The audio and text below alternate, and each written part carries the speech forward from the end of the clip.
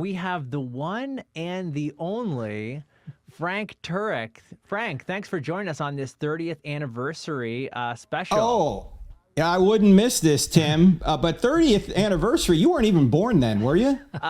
Were you born when he started this thing? You know what? In 1993, I was 10 years old. Yeah, he was still in diapers. Yeah. All right. Yeah. He was slow development in that particular area. But yeah, who would have thought that I'd be sitting next? Frank, sitting I'm here. curious, and I asked this of Frank Beckwith earlier. When did you and I first meet? Probably at the Apologetics conference that SES put on, probably in the late 90s. Because, and I remember you coming, let's see, what are you now, 71, 2? What are you? 3. 73. So it was 23 years ago, because I remember you were saying, it's my birthday this week, and I'm 50. Wow. And you just said that your dad had passed away. Oh, yeah. Okay. Well, that was, Was that right? 2001 is when my dad, I do remember. Okay. Yes. Right. That's when we first met. So that's right. At some point back there. And then there was an apologetics conference we had where Dr. Geisler was sick and I was the MC and you were like the star. And so I had to get to know you then, which was really difficult to do. Yeah, sorry to upstage you there, Frank. But, yeah, really. But anyway, we've been friends a long time, 16 years with CIA alone. Oh, yeah, absolutely. Wow, that's cool.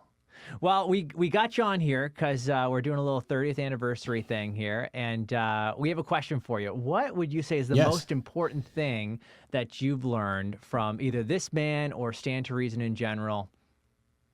Well, actually, two things. Number one, Greg has really showed me how to find God's will for my life personally. He has shown me how to search the scriptures and find little hints and put out fleeces. Hear the voice. And really hear the voice. Wow. Because I never knew how to do that until Greg showed me. And the second thing he showed me was the absolute futility of asking questions during evangelism. That you ought to just go right to the gospel and overpower people with the truth. Yeah. Those are the two main things, and I am so grateful. This is the guy to from Greg Jersey, remember? Wow, you want a piece of me? Seriously. Oh, man. That's right. Wow. Those. Well, actually, as you all know, the opposite of those two things are two of the. I was never a person that ever said, God told me to do this or God told me, unless I was looking at the scriptures, right? So one of the beauties, I think, of Stand to Reason is that you guys put out very important content for people who are dealing with practical issues, but you do it in a succinct way. You don't have to read a whole book. Like, there's a book on decision-making in the will of God by Gary Friesen, but it'll take you like 3 years to read. Or you can read Greg's 3-part series as Does God Whisper? And you go, okay, I got it. Yeah. Right? Yeah. And then all the tactics stuff, of course, and now the new book, Street Smarts. So those are the two big issues. And then other issues that come up, like I know, Tim, you and Greg worked on the, is it Hell Revisited? What do you guys call that? Hell Interrupted. That's right. Hell Interrupted. Hell Interrupted. Okay. Yeah, you don't want to revisit that's hell. Right. That's good. One time's enough. Yeah. It's a once-in-a-lifetime experience. That's right. So, that little 3-part series is very helpful for people. You get to the point quickly, you cover the objections, and then people can walk away with it and going, okay, I feel like I don't have every single question answered, but 90% of them are answered in those short 3-part series. Yeah. Right? Getting to the heart of the issue. Yeah, that's great. Yeah. Now, and then Alan does the same thing. Yeah. I mean, we're learning from of course, the master here, right? And so, plus, that's right. If we don't do it, we get in trouble. So it's like, all right. That's true. So you write something like 2,500 words, and Greg will turn it back and say, okay, make it 1,000, and then we'll start to talk. And say the same amount of stuff, but in fewer words. But yeah, that's right. Well, I know there's probably a saying going around Stand to Reason right now. It's called, it goes like this: Jesus loves you, and Greg has a wonderful plan for your life. Right? Isn't that the way it goes? It's on the wall out there somewhere. Yeah, that's right. That's right. That's good. And Frank, I mean, you've known Greg a long time. Now, I'm sure you have stories that we can't share on the air. Oh, yeah, absolutely. Yeah, we can't share them on the air. So, but we can share them on social media, can't we? Just tweet them out. Tweet them out. Is there anything? Do you have a story about Greg that you want to share, or you want to keep those marginally sanitized? Yeah. Well, let me just say this because it's not often said. Greg Koukl's the same person off the air as he is on the air. Cranky. No, I mean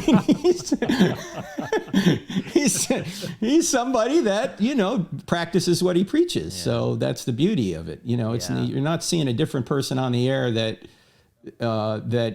when you're off the air with him, he's the same guy. He's going to ask questions. He's going to try and figure out where you're coming from. He's going to try and do a little gardening with people who are not Christians, or he's going to do a little bit of discipleship with people that are. And those are our two roles, or gardening right? with people with bad theology, like yes. some of the people that I run with on occasion. Yeah, that's right. Is there somebody else here?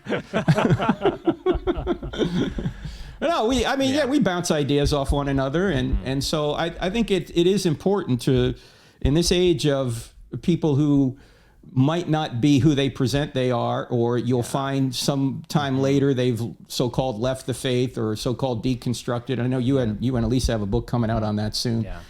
That's not going to be Greg Koukl. I hope this ages well, by the way. Yeah. What you see is what you get. And there's, in the last show we did together, we talked about the ambassador model. And Greg lives out knowledge, wisdom, and character. And I know we're making him blush here. He doesn't like this kind of thing. We almost need him to leave while we talk about him. Well, it's good if you do that because he needs a little bit more color. Yeah. Right. So just make him blush. That's good. That's right. I know. I'll tell you one thing, though, working with you, Frank, over the last 16 years, just with your incredible project, Cross-Examine Instructor Academy, it has actually helped me hone my own capabilities as a communicator. And it was when we started, it was so odd because I had been doing public speaking, probably 30 years before that whole thing started, and significant public speaking on the issues that we deal with. But it was working with you, and part of our training is helping others with public speaking, that I began to think much more in terms of honing my own craft, being more careful to hone my own craft as a communicator, to be able to communicate better to your people, and then to teach them to communicate better to others as well. So that was a big turning point for me in my relationship with you and the work we were doing together at CIA. I learn a lot from the students we teach. There was a student this year that he was a navigator in the Air Force, and he gave this illustration. He said, I want everybody to close their eyes and point to north. And so everybody was pointing in different directions, right? And he said, now open your eyes. And you got all these people pointing in different directions. And he said, can you all be right? Only if they're at the South Pole. And of course, the answer is no. Unless they're at the South Pole. Yes, that's right. You used that illustration a couple of weeks ago in Albuquerque when I was there, and I thought, yes, if they're at the South Pole. So, nevertheless, I get your point. Yeah, thanks for slowing me up, Greg. Appreciate it. Anyway, he had this little mark in the back of the room, a little piece of tape, and he said, you see that mark back there? That's true north. Cool.